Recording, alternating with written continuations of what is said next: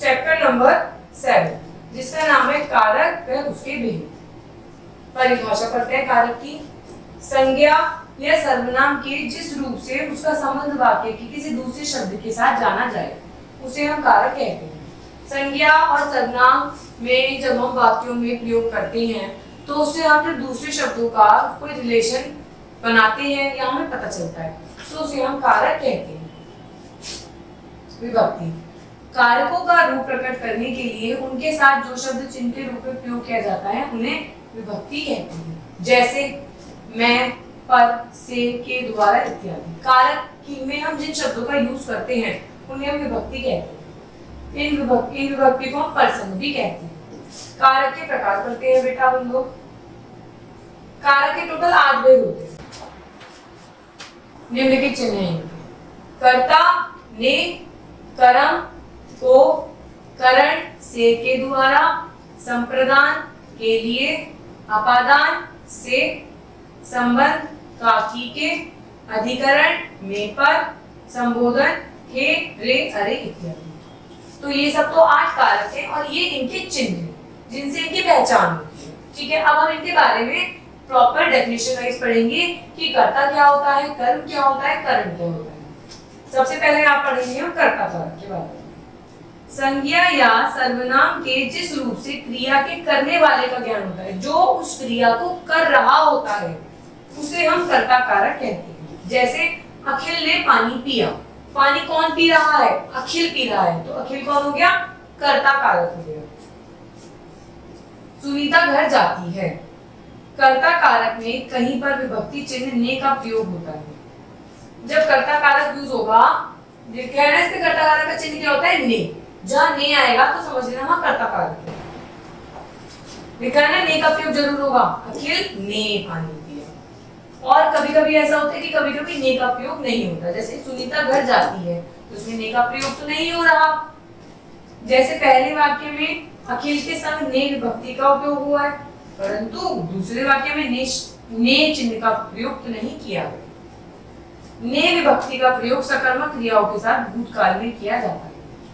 ने का प्रयोग कब होता है? जब वो काम हमारे पास्ट में हो चुका होता है और वो क्रिया चल रही हो। जैसे सुधीर ने खाना खाया, पास्ट में हुई है प्रक्रिया और सकर्मक क्रिया है, हो रही है। यह विभक्ति वर्तमान काल या भविष्य काल में प्रयोग नहीं होती। यदि ने है तो इट मींस वो वाक्य आपका भूतकाल पास्ट का होगा। अगर ने नहीं है तो वो प्रेजेंट का होगा, फ्यूचर का होगा। संदीप घूमता है तो प्रेजेंट में घूम रहा है तो उसमें ने नहीं है। वह कार्य करेगा मतलब वो काम फ्यूचर में करेगा। तो कर्म से हमने क्या समझा? संज्ञा या सर्वनाम के जिस रूप से क्रिया के करने वाले का ज्ञान होता है उसे हम कर्ता कारक कहते हैं। दूसरा आता है कर्म कारक। संज्ञा या सर्वनाम के जिस रूप से क्रिया का प्रभाव पड़ता है उसे कर्म कारक कहते हैं। संज्ञा या सर्वनाम के जिस रूप से क्रिया का प्रभाव, जो क्रिया हो रही है उसका प्रभाव जिस पर हो रहा होता है उसे हम कर्म कहते हैं। जैसे रमेश ने पत्र लिखा, कृष्ण ने कंस को मारा। इन वाक्यों में पत्र और कंस कर्म है, क्योंकि इफेक्ट किस पे पड़ रहा है? पत्र पे। और मर कौन रहा है? कंस। कर्म का चिन्ह क्या होता है? को। ने की भांति कहीं कहीं को की विभक्ति, जैसे पिछले में ने कभी था कभी नहीं था, ऐसे ही को कभी तो किसी सेंटेंस में दिख जाता है, कभी किसी सेंटेंस में नहीं होता है। कभी कभी को कारक के स्थान पर अन्य कारक का प्रयोग किया जाता है। जैसे मैंने आपसे कहा था, यहाँ आपसे कर्म कारक है। बस इतना ध्यान रखना है बेटा आपको, जब आपके वाक्य में आपके कर्म पे जिस कर्म का प्रभाव हो रहा होता है वो आपका कर्म कारक कहलाता है। नेक्स्ट है करण कारक।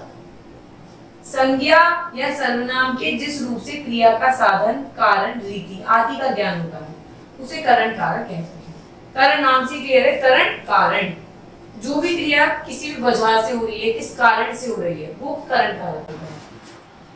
इसकी विभक्ति से या के द्वारा। देखिए, धोबी ने डंडे से गधे को मारा, तो गधे को मारा, लेकिन किसके कारण, किसके द्वारा मारा? डंडे से मारा।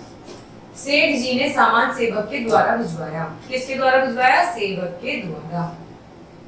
संप्रदान कारक। संज्ञा या सर्वनाम के जिस रूप से कुछ कह दिए जाने या किसी के लिए क्रिया करने का ज्ञान हो उसे संप्रदान कहते हैं। इसकी विभक्ति होती है को और के।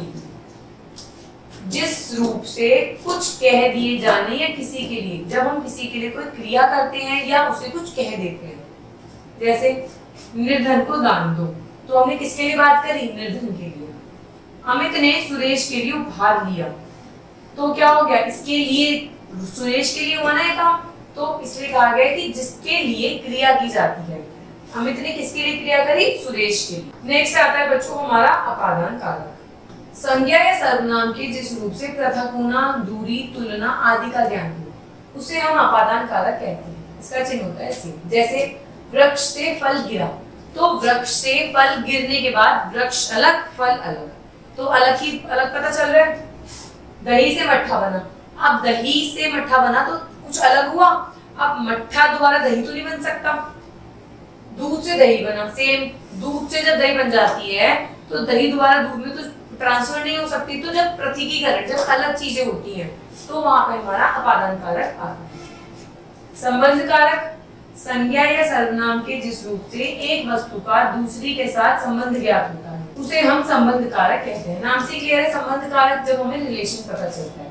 का, की, के, ना, नी, ने, ये सब इसके क्या है? विभक्ति। राम दशरथ के पुत्र थे, तो राम जी का दशरथ से क्या था? संबंध था। यह सोहन का भाई है, तो यह कौन है? किससे रिलेशन पता चल रहा है ना आपको? संबंध। गीता राजन की बहन है, तो गीता और राजन में क्या है? संबंध है। अधिकरण कारक, संज्ञा या सर्वनाम के जिस रूप से क्रिया का आधार प्रकट होता है, कि किस वजह से वो क्रिया हो रही है, क्या है उस क्रिया का आधार, उसे हम अधिकरण कारक कहते हैं। इसकी विभक्ति होती है में या पर। जैसे आज विद्यालय में उत्सव है, तो आधार क्या है इसमें? विद्यालय है। तालाब में मछलियां हैं, तो आधार क्या हो गया इसमें? तालाब। अतुल छत पर खेलता है, तो इसमें आधार क्या हो गया? छत।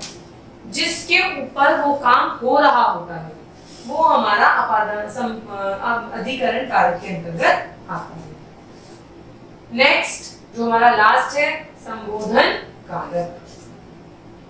वाक्य में जिन शब्दों से किसी को पुकारा जाए, बुलाया जाए, संचेत किया जाए, उसे हम संबोधन कारक कहते हैं। जब हम किसी को पुकारते हैं, बुलाते हैं, तो उसके लिए इसके वक्त होते हे, हो, रे, अरे, आदि। जैसे हे ईश्वर हमारी रक्षा करो, तो हम किसको संबोधन कर रहे हैं? ईश्वर को। किसके द्वारा? हे ईश्वर, तो हे के द्वारा। अरे लड़ो मत, रमेश इधर आना। तो जब हम किसी को पुकारते हैं, तो जब हम जिन वर्ड्स का यूज करते हैं, वो हमारे संबोधन कारक के अंतर्गत आते हैं। तो इस तरीके से हमने कारक पढ़े, कारक के आठ भेद पढ़े, भेदों की परिभाषा और उनके एग्जाम्पल के बारे में जाना। Thank you.